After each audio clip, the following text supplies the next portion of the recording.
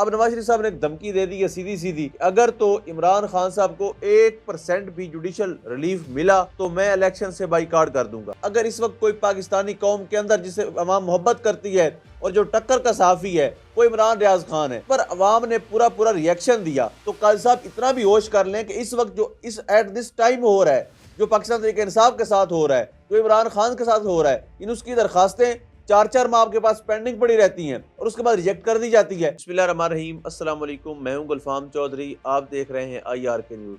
आज पाकिस्तान में होने वाली कुछ आम तरीन डेवलपमेंट पे बात करते हैं। First of all, Nawaz Sharif साहब ने भागने का इरादा कर लिया है। एट द एंड उनको, जिस तरह मैं पिछले वीलॉग से मुसलसल बता रहा हूँ कि नवाज शरीफ साहब को ये कह दिया गया है कि आपको इन दिस सिचुएशन आपको वज़ीर-ए-आज़म बनाना नामुमकिन हद तक चला गया है, क्योंकि लोगों का रिएक्शन, लोगों का गुस्सा वो देखने वाला है। लोग आपको वोट देना दरकिनार आपकी शक्ल देखने को भी तैयार नहीं है। अब ऐसी सिचुएशन के अंदर अगर मोर देन 30-35% भी लोग नवाज शरीफ को सपोर्ट कर रहे होते तो ताकतवर हलकों को आसान था नवाज शरीफ के लिए रास्ता हमवार करना या उनको इक़्तिदार में दोबारा लाकर बिठाना। लेकिन जो सूरत हाल इसके बरक्स है, मोर देन 85% लोग वो हैं जो चेयरमैन PTI, साबिक चेयरमैन PTI और तहरीक इंसाफ को वोट देने के हक में उनके उम्मीदवारों को सपोर्ट कर रहे हैं। इवन जहां पर उम्मीदवारों का पता ही नहीं है कौन होगा, जहां पर लोग छुपे हुए हैं, इस पाकिस्तान में जारी सफाकियत के डर से लोग जब अपनी इज्जतें बचाने के लिए छुपे हुए हैं, उन हलकों में भी पाकिस्तान तहरीक इंसाफ का वोट बैंक है।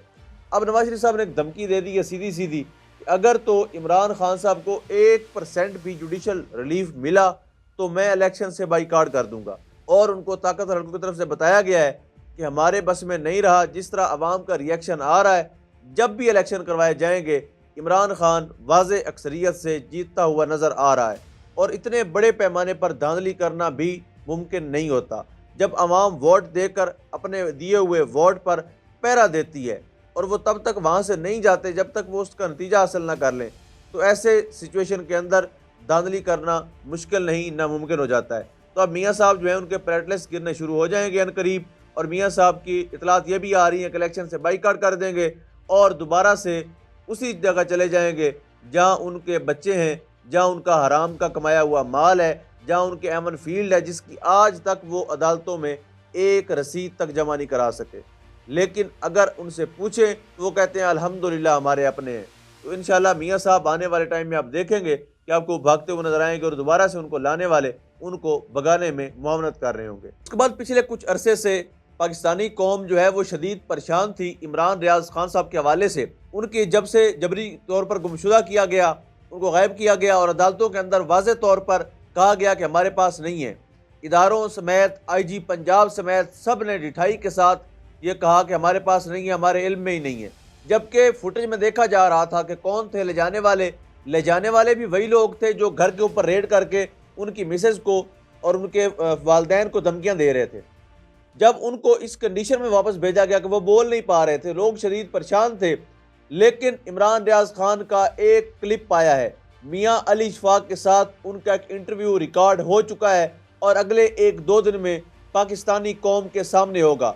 तो सोशल मीडिया पर जिस तरह से इमरान भाई का वेलकम किया गया, जिस तरह लोगों ने रिस्पॉन्स किया, उसके ख़ास तौर पर वो लोग जो झूठ फैलाते हैं, बेबुनियाद खबरें देते हैं और ऐसी बातें करते हैं जिसमें तजस्सुस क्रिएट होता है, लोगों के अंदर सवालात जन्म लेते हैं, लोग परेशान होते हैं, ऐसे झूठे खबरें फैलाने वालों को बड़ी तकलीफ हुई। और वो ताकतवर लोग जिनका मिशन था कि इमरान रियाज खान को खामोश करवा दिया जाए, जिनका मिशन था कि इमरान रियाज दोबारा इस फील्ड में ना आए, जो चाहते थे कि इमरान रियाज लंबे अरसे के लिए TV स्क्रीन से गायब हो जाएं, उनकी जो तकलीफ है वो भी काबिल दीद है। अब यहाँ पर आदिल राजा की तरफ से ट्वीट किया जाता है और वो कहता है कि खबरें गर्म हैं कि एक मरूफ सहाफ़ी को इमरान खान के मुतबादिल लॉन्च किया जा रहा है। तो राजा साहब ने तो नाम नहीं लिया, लेकिन अवाम समझ गई, क्योंकि इस वक्त अगर पाकिस्तानी कौम के अंदर कोई मारूफ है, अगर इस वक्त कोई पाकिस्तानी कौम के अंदर जिसे अवाम मोहब्बत करती है और जो टक्कर का सहाफ़ी है वो इमरान रियाज खान है। इस पर अवाम ने पूरा पूरा रिएक्शन दिया कि एक इंसान ने इतनी मारें खाई, उसके जिस्म से मांस उतर गया, हड्डियाँ रह गई। एक इंसान ने अपनी फैमिली से इतना दूर रहने की अजियत बर्दाश्त की, एक इंसान ने अपना कारोबार तबाह करवा लिया, लेकिन अपनी आइडियालॉजी से पीछे नहीं हटा। उसके ऊपर ऐसा बेबुनियाद इल्ज़ाम लगाना इंतहाई फजूल, वाहियात और बेशरम हरकत है। इसके ऊपर राजा साहब को जब रिएक्शन मिला तो राजा साहब ने पुराने ट्वीट निकालने शुरू कर दिए कि मैंने ये भी कहा था, मैंने ये भी कहा था।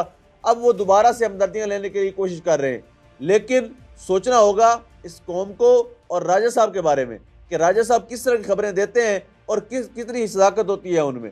इमरान रियाज खान के हवाले से उन्होंने दावा किया था कि अली शफाक जो है वो डील कर गए हैं, अली शफाक जो है वो उनके हवाले से ये बातें फैलाई थी कि ISI के एजेंट हैं। लेकिन आपने देखा कि मियाँ अली शफाक ने अपनी दोस्ती का हक अदा किया और इमरान रियाज खान के लिए जिद्दोजहद करके उनको बखैर आफियत घर तक लेके आए। अब ऐसे प्रोपेगेंडाज को अवाम ख़त्म करना भी जानती है, उसका जवाब देना भी जानती है। और इंशाअल्लाह ये याद रखें बात कि जिस दिन 1-2 दिन में इमरान रियाज खान का जब पहला इंटरव्यू आएगा तो लग पता जाएगा कि इमरान रियाज क्या है और कौन है। आपको बता देगा वो बंदा कि किस तरह की डील हुई और किससे डील हुई। इन सारी बातों का जवाब आपको इंटरव्यू के अंदर मिल जाएगा। बस थोड़ा हौसला रखें, ठंडा पानी पिए राजा साहब, और आपने घबराना नहीं है। खबर शामिल कर लेते हैं। एहतशाम अब्बासी जो कोर्ट रिपोर्टर हैं बोल न्यूज़ की तरफ से, उन्होंने जब इमरान खान साहब से डेरा जेल में मुलाकात की और बाहर आए तो उन्होंने एक मखसूस अंदाज में बताया कि इमरान खान बिल्कुल वो जो उनका अपना दबंग स्टाइल है इस तरह करके चलने का, उन्होंने पूरा स्टाइल करके दिखाया कि इस तरह खान साहब आए और इस तरह मुखातिब हुए, इस तरह जज से मुखातिब हुए, इस तरह उन्होंने कोर्ट रिपोर्टर से कहा कि जाओ मेरी कौम को बता दो कि आपका कप्तान डटा हुआ है, आपका कप्तान नहीं बिका, आपका कप्तान नहीं झुका।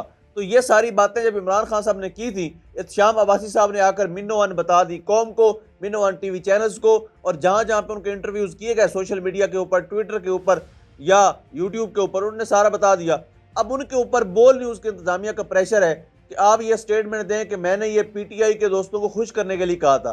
तो इंतहाई यानी सहाफ़त पर कदगल लगाने के लिए इंतहाई शर्मनाक हरकत है जो नाम नेहाद इदारा बोल न्यूज़ कर रहा है।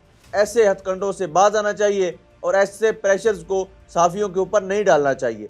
साफ़ी का काम होता है कि जो उसने देखा होता है, जो सुना होता है, जिसको वो सही समझता है वो बताता है। जो खबर देना होता है वो साफ़ी का हक होता है, साफ़ी की ड्यूटी होती है। खुदारा ड्यूटी करने दीजिए, इसमें रुकावटें हायल ना कीजिए। और अगर जो शीशा लगा हुआ है जो सहाफ़त की शक्ल में आपके सामने है, मीडिया की शक्ल में आपके सामने है, इसमें आपकी शक्ल अगर बदनुमा है तो इस शक्ल को बदल लीजिए, लेकिन आईना तोड़ने की कोशिश मत करें। साथ ही बात कर लेते हैं काजी उल कज़ा, सबसे बड़े पाकिस्तान के जो काजी हैं काजी फैज़ ईसा साहब, उन्होंने केस लगाया है जुल्फ़कार अली भुट्टो साहब के कत्ल के हवाले से, और ये इस बात को तस्लीम करने को तैयार हो गए हैं कि जुल्फ़कार अली भुट्टो का कत्ल एक अदालती कत्ल था।